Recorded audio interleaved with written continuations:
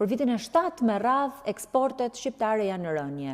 Produktet Made in Albania nuk po shiten dot më, as në tregjet rajonale, as në europiane, as më gjërë. Dhe cilët janë 3 sektorët që kanë vuajtur kryesisht nga rënja e eksporteve, që këtë vit është më e madhe se vitet e tjera, eksportet kanë rënë me 6.1%. E para është bujqësia, e cila për 8 vite me radhë është një sektor i cili ka qenë në stagnacion. E dytë është prodhimi fason, që deri dje shiste në gjitha tregjet ndërkombëtare, sot nuk po shet më. Dhe e treta është energjia.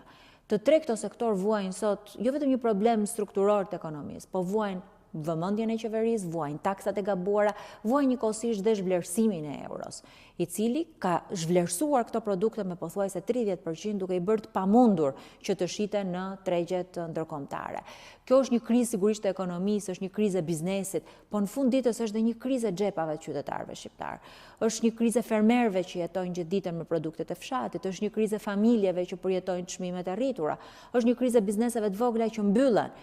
Kjo është kriza e vërtetë e ekonomisë shqiptare. Rënja e eksporteve përkthehet çdo ditë në xhepat e qytetarëve shqiptar e këtë model ekonomik duhet të ndryshojmë. Një model ekonomik që punon për shumicën, që prodhon për shumicën e që është produktiv. Jo modelin që sot ka shkatruar ekonominë.